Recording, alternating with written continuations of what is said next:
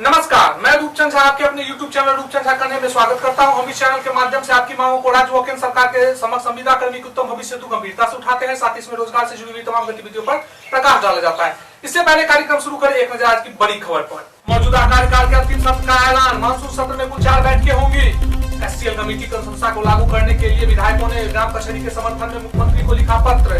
साक्षर भारत कर्मी के द्वारा सौंपा गया मांग पत्र। इसके अलावा कार्यक्रम में एसपी के प्रदेश अध्यक्ष से खास बातचीत होगी। तो चलिए वीडियो शुरू करते हैं। मौजूदा विधानसभा के कार्यकाल का अंतिम सत्र जो कि मानसून सत्र है, उसकी तिथियों की घोषणा कर दी गई है। ये मौजूदा कार्यकाल का जो अंतिम सत्र होगा वो 3 अगस्त से प्रारंभ होकर 6 अगस्त तक चलेगी। समय यदि जरूरत पड़ती है तो इसके समय में और वृद्धि की जा सकती है। इस सत्र में कई बिलों के पास होने की संभावना है। संविदा कर्मी सहित राज्य के नियोजित शिक्षकों पर अहम फैसला इस सत्र में किया जा सकता है। एचएलसी कमेटी की अनुशंसा को लागू करने के लिए जदयू के कई विधायकों सहित कांग्रेस के विधायकों ने ग्राम कचहरी के समर्थन में माननीय मुख्यमंत्री को पत्र लिखा है। उन्होंने कहा है कि इनकी अनुशंसा डॉक्टर अशोक कुमार चौधरी पूर्व आईपीएस की अध्यक्षता में बनी कमेटी ने भी की है। इसीलिए कमेटी की जो भी अनुशंसा है उसको माननीय मुख्यमंत्री द्वारा ग्राम कचहरी सचिव के लिए फॉलो किया जाए। राजेश कुमार के नेतृत्व में एक शिष्टमंडल ने सदस्य विधानसभा कांग्रेस के वरिष्ठ नेता सदानंद सिंह से मिलकर अपनी समस्याओं को उन्हें अवगत कराया। सदानंद सिंह उनकी समस्याओं से अवगत होने के बाद उन्हें भरोसा दिलाया कि मैं इस मुद्दे पर माननीय मुख्यमंत्री जी से बात करूंगा, और उन्होंने तत्काल अपने लेटर पैड से माननीय मुख्यमंत्री जी को पत्र लिखा और पत्र में कहा है कि इनकी अनुशंसाओं को एचएलसी कमेटी के द्वारा लागू करने की बात कही गई थी, आप इन्हें तत्काल लागू कराए। इनके समकक्ष के दूसरे कर्मियों को जो सुविधाएं मिलती है तत्काल प्रभाव से कम इन्हें तुरंत वो सुविधा प्रदान की जाए। इससे पहले भी कई शिष्टमंडलों के द्वारा सत्ता पक्ष के विधायक नीरज कुमार, अनिल कुमार यादव और संजय कुमार सिंह को भी मांग पत्र सौंपी गई थी। उन्होंने भी अपने लेटर पैड पर माननीय मुख्यमंत्री को ग्राम कचहरी सचिव के संबंधित सेवा को नियमित करने सहित मानदेय के मुद्दे पर पत्र लिखा है।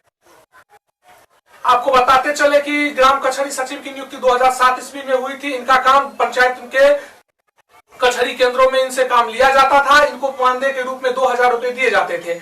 उसके बाद वर्ष 2014 में इनके मानदेय में बढ़ोतरी कर दी गई। अब इन्हें मानदेय के रूप में 6000 रुपए मिलते हैं। साक्षर भारत मिशन 2018 31 मार्च को बंद होने के बाद उनके कर्मी लगातार प्रयासरत हैं कि उनको किसी सेवा में मौका मिले, उसका समायोजन हो या शिक्षा विभाग के किसी अन्य पद पर ही उनको समावेशित किया जाए। इसी क्रम में वो उनके सभी लोग भारत के 26 प्रांतों में साक्षर भारत कार्यक्रम संचालित होती है, कहीं न कहीं प्रयास करते रहते हैं, सरकार से मिलते रहते हैं, वार्ता करते, मांग पत्र सौंपते हैं और अपनी मांगों को प्रमुखता से रखते हैं। इसी क्रम में सारण के जो एमएलसी स्नातक हैं वीरेंद्र कुमार यादव जी, उनको मांग पत्र कृष्ण कुमार यादव के अध्यक्षता में एक शिष्टमंडल के द्वारा सौंपा गया। सारण स्नातक के एमएलसी के द्वारा भरोसा दिलाया गया और उन्होंने कहा कि चूंकि कोरोना के चलते अभी मुख्यमंत्री की बैठक इन लोगों से नहीं हो पाई है, हम लोगों से नहीं हो पाई है, जैसे ही मुख्यमंत्री के द्वारा हम लोगों के बीच में बैठक आयोजित की जाएगी, मुख्यमंत्री के समक्ष आपकी बातों को रखेंगे जैसे, और मुख्यमंत्री को भरोसा में लेकर आप लोगों को किसी न किसी कार्यक्रम में समायोजित करवाएंगे। साक्षर भारत मिशन जो देश भर के 26 प्रांतों में संचालित थी, उसे 31 मार्च 2018 के बाद बंद कर दिया गया।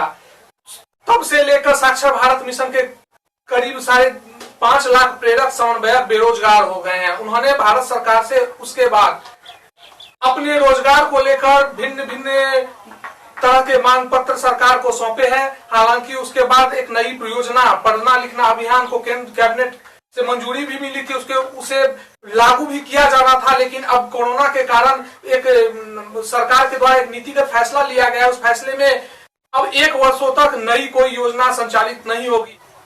पशु एवं मत्स्य विभाग में सांख्यिकी गणक और प्रगति सहायक की बहाली को लेकर एएसबी परिवार में बहुत गुस्से का माहौल है।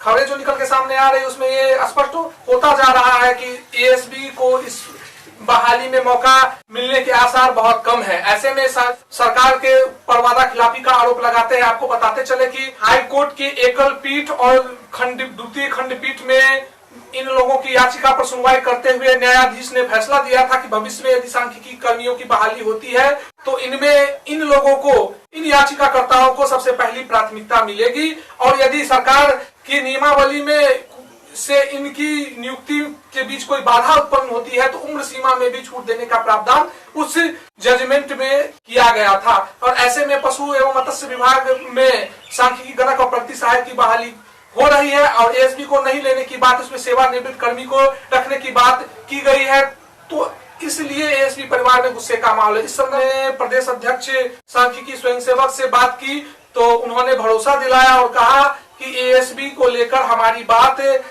चल रही है और पूर्ण विश्वास है कि इस पर एक उचित निर्णय सरकार के द्वारा ले लिया जाएगा। हमारी और प्रदेश अध्यक्ष की बातचीत के कुछ अंश हम आपको वीडियो के अंत में दिखाएंगे, सुनवाएंगे, आप उसको खुद सुनने के साथ ही आप मंथन कर सकते हैं।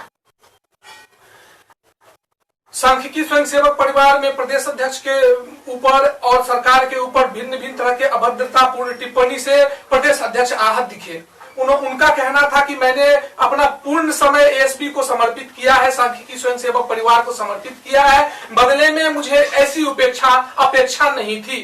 प्रदेश अध्यक्ष ने आगे कहा कि चूंकि इस समय चुनावी माहौल है और चुनावी माहौल होने के कारण सरकार इस समय उनके ऊपर की गई टिप्पणी को बहुत ही गंभीरता से लेती है। आपको याद होगा कि 2015 में इसी चुनावी सभा में समस्तीपुर के हमारे सक्रिय एएसबी साथियों द्वारा हंगामापूर्ण प्रदर्शन किया गया था, जिसके कारण मुख्यमंत्री बनने के बाद अगली कैबिनेट में ही उन्होंने एएसबी के पैनल को निरस्त कर दिया था। तो इस चीज का हवाला देते हुए प्रदेश अध्यक्ष ने सख्त लिहाजे से सभी एएसबी को सतर्क रहने को कहा है और मुख्यमंत्री सहित उनके किसी भी मंत्री पर किसी तरह की अभद्र टिप्पणी नहीं करने की सलाह दी है।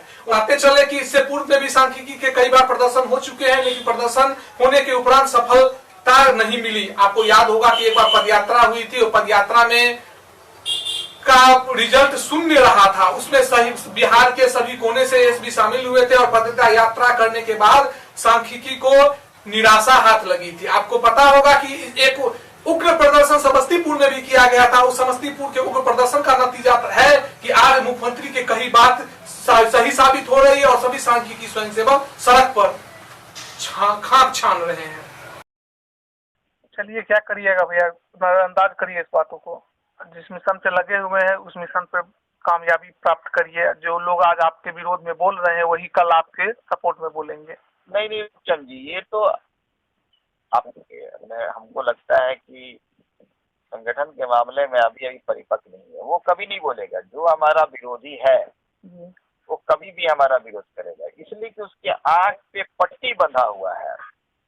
कोई ना कोई दूसरा रास्ता बता देगा कि हाँ ये ऐसे है, ये ऐसे है। जो विरोध करने वाला है वो कभी भी मेरा करेगा विरोध। हम चाहे हम सोना से उसको तौल दें तब भी सोना को कहेगा कि नहीं सला ठग दिलो, सोना ना हो लोहा हो लेकिन पानी चढ़ा दिले उस सोना के। जो विरोध करने वाले का नजरिया मैं बता रहा हूँ आपको। ये बात बताइए आप, फर्स्ट बेंच के बाद जो है सेकंड बेंच में मामला हमारा आया, सेकंड बेंच में केस डिसमिस हो गया। जब केस डिसमिस हुआ तो एएसबी का चिराग जो है, एएसबी नाम की लाइट बंद हो गई जी। लोग कहने लगे कब चलिए Supreme Court Supreme Court Supreme Court Supreme Court जी। तो जो सेकेंड बेंच का जजमेंट जो होता है सुप्रीम कोर्ट में, उसी जजमेंट को देखा जाता है। और सबसे बड़ी चीज है गवर्नमेंट अगर आपके पक्ष में है तो बहुत कुछ है, गवर्नमेंट अगर आपके पक्ष में नहीं है तो कुछ भी नहीं जी। तो हम इस मैटर पे बीएन कंठ से हम मशवरा किए तो बीएन कंठ बोले कि आपका केस मजबूत नहीं है, आप जो है सेकेंड बेंच आपका डिसमिस हो गया है, आप सुप्रीम कोर्ट जाएंगे तो पहले सुप्रीम कोर्ट में डायरेक्ट टेबल पे नहीं जाता है जी। पहले आपको रजिस्ट्रार के टेबल पे ही बहस करना पड़ेगा। रजिस्ट्रार के टेबल पे बहस करने के बाद जब वहां से एक्सेप्ट हो जाएगा तब जाएगा जज के टेबल पे, तब वहां बहस की प्रक्रिया शुरू होती है। तो उन्होंने बताया कि ये तो रजिस्ट्रार के टेबल पे ही केस डिस्मिस हो जाएगा, ये फाइल फेंक देगा। फाइल में जान ही नहीं है। अगर किसी कारणवश चला गया, 1 से 2 बहस में ये खत्म हो जाएगा केस। तो हमने इसे बड़ी सूझबूझ से जो है, हमने एक चीज को डिसीजन लिया कि सुप्रीम कोर्ट ना जाए, हम क्यों नहीं गवर्नमेंट के पीछे पड़े। बिल्कुल सही सोचे आप। और फर्स्ट बेंच सेकंड बेंच में हमने इस चीज को देख लिया, केस के नाम पर एएसबी का बहुत शोषण किया गया और नाम हमारा बेचा गया। इन लोगों ने, कई संगठन लोगों ने बनाया, 10 सदस्यीय टीम, 20 सदस्यीय टीम, सब टीम ध्वस्त हो गई, सब खत्म हो गई। उसके बाद फिर मैं उठा, हम सोचे कि बहुत सारे लोग हैं जो अच्छे भी हैं बुरे भी हैं। अच्छे लोगों ने हमारे पास फोन किया कि नहीं आप आइए, आप नहीं आएंगे तो नहीं होगा, आपके बगैर नहीं होगा। फिर हम लगे तो प्रक्रियाएं तेज हो गई। अभी इस महामारी में पटना में, आप बिलीव नहीं कीजिएगा, पटना में बड़ी तेजी से कोरोना वायरस फैल रहा है। बिल्कुल सही बात है।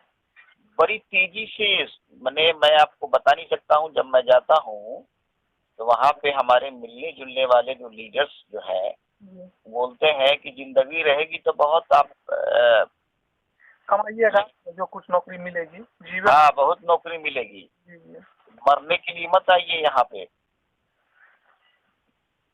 लेकिन उसके बावजूद जो है, हम 4 व्हीलर भाड़ा करके जाते हैं अपने यहाँ से। 4000 रुपया लगता है 4 व्हीलर का। हाँ, लगता ही होगा। हम मोतिहारी से हैं, मेहसी से हैं, हमारे यहाँ से 155 किलोमीटर है, और जाते हैं और रात में 8 बजे 9 बजे उधर से चलते हैं, 11:30 12 बजे पहुँचते हैं। 3 बार चले गए अभी तक 4 व्हीलर से।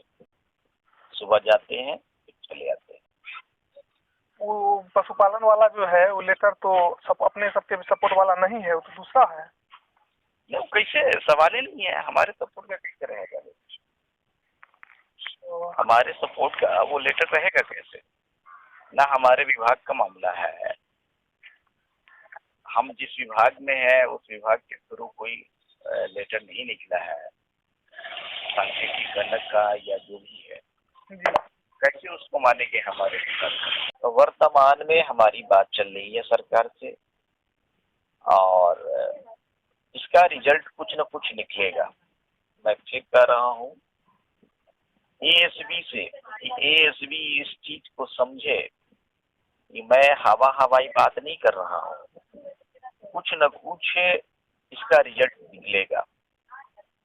भले जो समय लगे, 10 दिन लगे, 15 दिन लगे, लेकिन आचार संहिता से पहले कुछ न कुछ एएसबी के पक्ष में रिजल्ट आएगा। और गलत जो लोग कमेंट कर रहे हैं सोशल मीडिया पे या व्हाट्सएप पे, ये कमेंट बंद करें लोग। हमारे खिलाफ में या सरकार के खिलाफ में या मंत्री जी के खिलाफ में, किसी के भी खिलाफ में गलत कमेंट ना करें।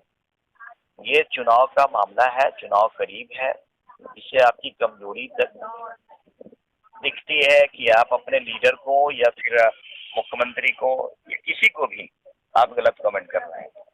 थोड़ा सा धैर्य रखिए। तो आशा करते हैं कि हामिद रजा खान जो प्रदेश अध्यक्ष है सांख्यिकी स्वयंसेवक बिहार के, उनकी बातों को आपने सुना होगा, गहन मंथन किया होगा, और गहन मंथन करने के बाद अब इस निर्णय पर पहुंच चुके होंगे कि उन्होंने जो कहा है उनकी बातों को सार्थकता में लेते हुए एक सभ्य तरीके से एक आवाज, एक साथ मिलकर उनका सहयोग करेंगे और एक आवाज बुलंद करेंगे। तो दोस्तों, आपको हमारी ये वीडियो कैसी लगी हमें कमेंट करके बताएं। वीडियो को लाइक करें, शेयर करें, और यदि हमारे चैनल पर नए हो तो चैनल को सब्सक्राइब करें।